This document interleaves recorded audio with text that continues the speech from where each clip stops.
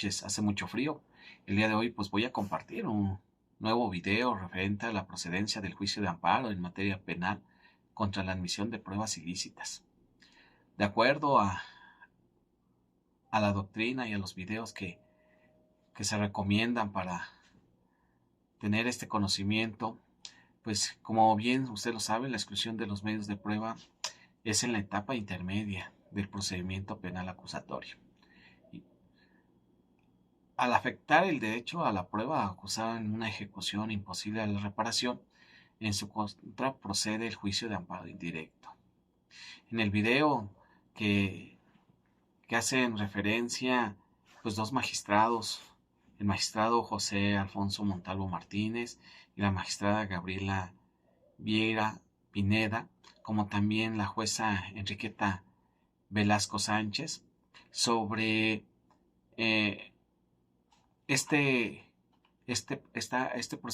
la procedencia del juicio de amparo.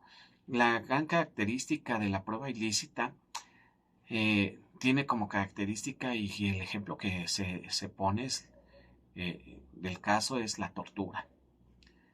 Y hablaban referente al protocolo de Estambul y que de cierta forma, pues, las jurisprudencias que existen en ese sentido y que realmente no es la exclusión de la prueba ni la exclusión de cierta forma, sino la admisión sobre la prueba.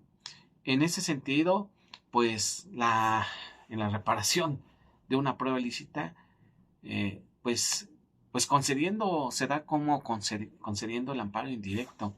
Gran característica de ello, pues nuestro Código Nacional de Procedimientos Penales da como característica que la exclusión de medios de prueba en una audiencia pues se da de cierta forma, y como lo mencionaban los magistrados y la jueza tienen ciertas dudas, y en ese foro de participación pues mencionan que exhibidos los medios de prueba ofrecidos pues serán escuchados por las partes. El juez de control ordenará fundamentalmente se excluyan de ser remitidos en una audiencia de juicio aquellos medios de prueba que no se refieran directamente o indirectamente al objeto de la investigación y sean útiles para el esclarecimiento de los hechos, así como pues aquellos en los que se actúen o que se actualicen algunos de ellos.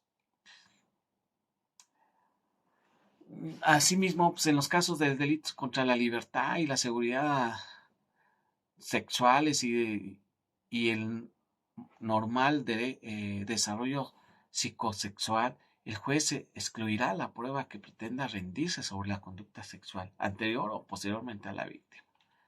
La decisión del juez de control de la exclusión de medios de prueba es apelable. Y recuerden que hay una regla general: la interposición del recurso no suspende la ejecución de la resolución judicial impugnada. En el caso de la apelación, pues contra la exclusión de la prueba, la interposición del recurso tendrá como efecto inmediato suspender el plazo de remisión del auto de apertura de juicio del tribunal de enjuiciamiento, en atención pues a lo que resuelva el tribunal de alzada competente.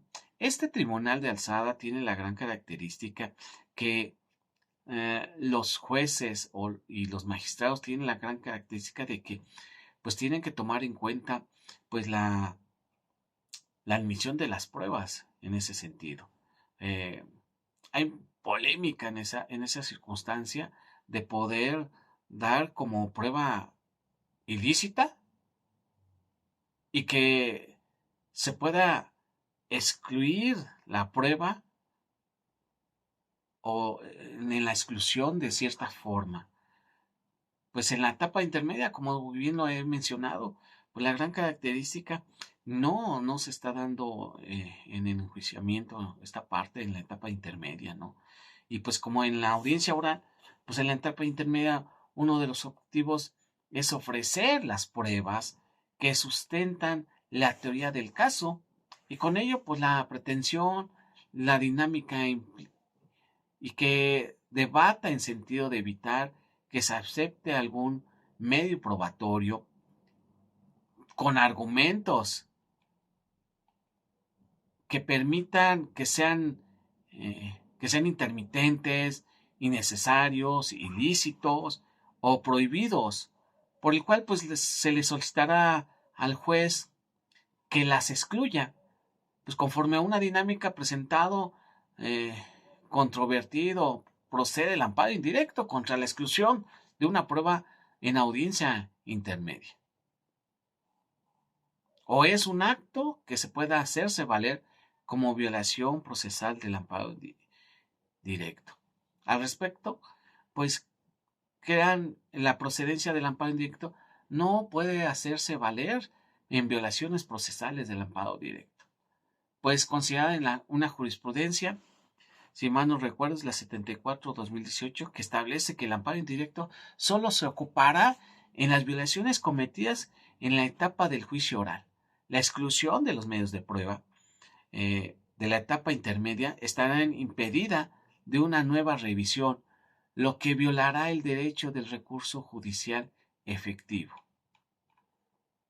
Pues es decir, se considera que antes de la audiencia del juicio oral deberían proceder el amparo indirecto. Y lo acontecido en la audiencia de debate se dejará las violaciones procesales del amparo directo. De no ser así, se tiene como riesgo que al concederse el amparo directo por violaciones procesales, ya sea de desechamiento de una prueba o otra, la finalidad debe ser subsanar, por lo que respondería íntegramente una o varias audiencias, con consecuente peligro que algunos medios de convicción ya no pudieran recibirse, que los interrogatorios pudieran perderse espontaneidad o que los testigos recibieran pues aleccionamiento y que con ello pues el tópico del controvertido acaba de ser pues de cierta forma una tesis aislada de los tribunales colegiados de circuito. La exclusión de los medios de prueba en la etapa intermedia se procede a procedimiento penal acusatorio oral al afectar el derecho de la prueba y acusar en ejecución imposible la reparación contra que procede el juicio de amparo indirecto. Todo lo que he mencionado en varios videos y como en este también, que de cierta forma yo hago mi propia conclusión y mi criterio propio, pues que la prueba ilícita o las pruebas obtenidas directa o indirectamente, pues violando derechos fundamentales, no surten efecto alguno.